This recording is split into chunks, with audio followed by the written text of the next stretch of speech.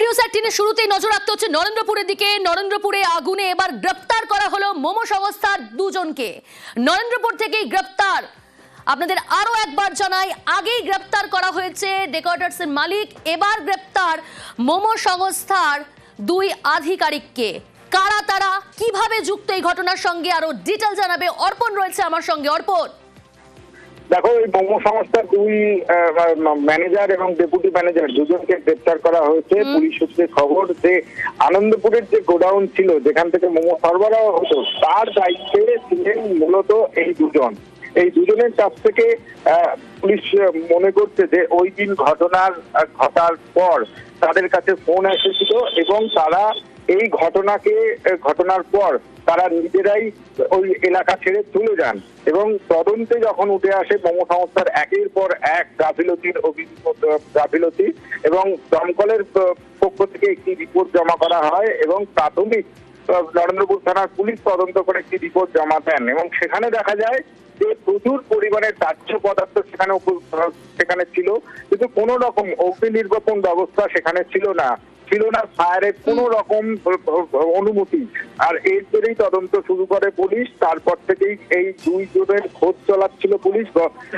গতকাল মধ্যরাতে নরেন্দ্রপুর থানা এলাকা থেকে গ্রেফতার করা হয় ম্যানেজার মনোরঞ্জন সিটকে এবং ডেপুটি ম্যানেজার রাজা চক্রবর্তীকে। তারা এই দুজনকেই নরেন্দ্রপুর থানার পুলিশ নিজেদের হেফাজতে আবেদন জানাবে, পুলিশ নিজেদের হেফাজতে চেয়ে এবং নিজেদের হেফাজতে চেয়ে যে ওই মোমো কারখানাতে ছিল তাদের যেমন নাম পরিচয় এবং কিভাবে কাজ হতো, কতটা পরিমাণ সেখানে দাহ্য পদার্থ রাখা হয়েছিল, কি কি সামগ্রী সেখানে থাকতো। একাধিকবার অভিযোগ করা হচ্ছে যে বিভিন্ন ভাবে এই যে রেন্টে যে ঘর নেওয়া হয়েছিল সেখানে।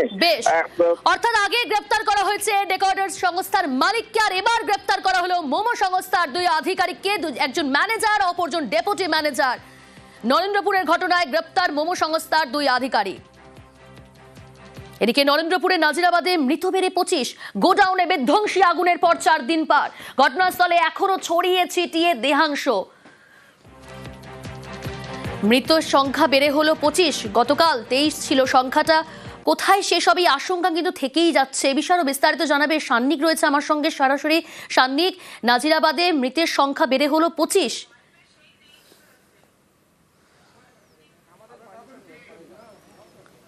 দেখো, একেবারে লাফিয়ে লাফিয়ে মৃতের সংখ্যা বাড়ছে। যে মৃত্যু মিছিল তা কিন্তু এখনো পর্যন্ত থামেনি।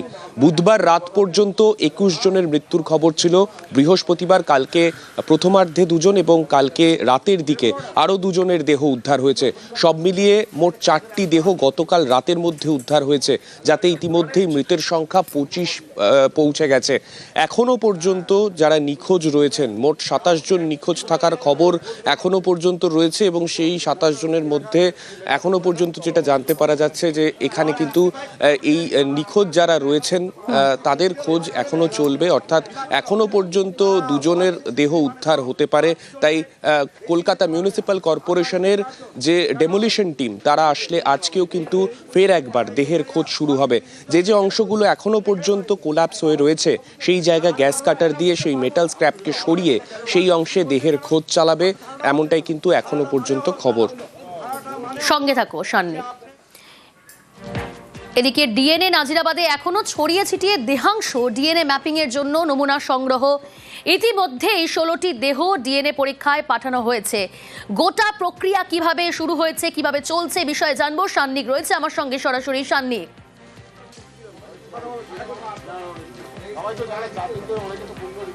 দেখো, যে দেহগুলো উদ্ধার হয়েছে দেহগুলো বেশিরভাগই একেবারে শনাক্ত করার মতো পরিস্থিতিতে নেই, পুরোপুরি ভস্মীভূত হয়ে গেছে দেহগুলো।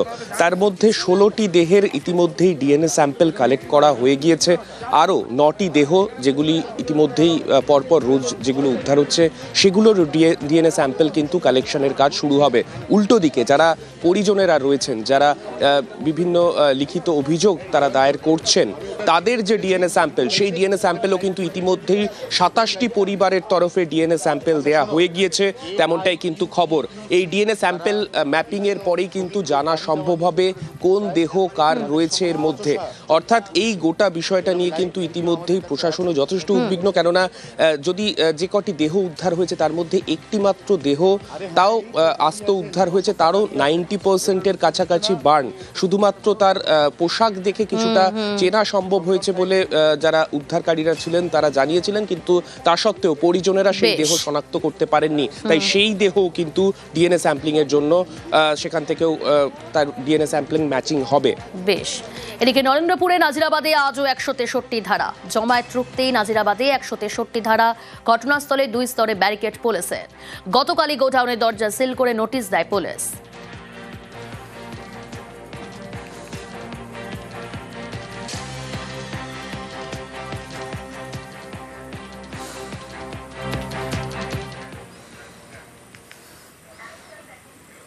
এদিকে নরেন্দ্রপুরের আগুনে নিখোঁজ তমলুকের ছাত্র। নরেন্দ্রপুরে নিখোঁজ একাদশ শ্রেণীর স্কুল ছাত্র। বাড়িতে বাইকের আবদার দেবাদিত্য দিনদার। ছেলেকে বাইক কিনে দেননি বাবা মা। নরেন্দ্রপুরের আগুনে নিখোঁজ তমলুকের ছাত্র। নরেন্দ্রপুরে নিখোঁজ একাদশ শ্রেণীর স্কুল ছাত্র।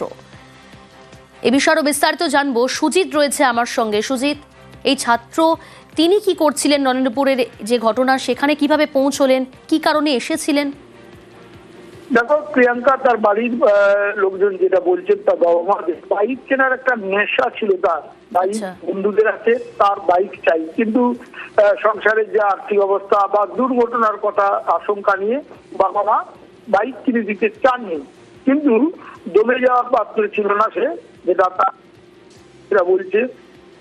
ফুলের কাজ করার জন্য বন্ধুদের সঙ্গে এই স্কুল ছুটি যে এখন চলছে সে চলে যায় আনন্দপুরে, এবং সেখানেই ফুলের কাজ করতো।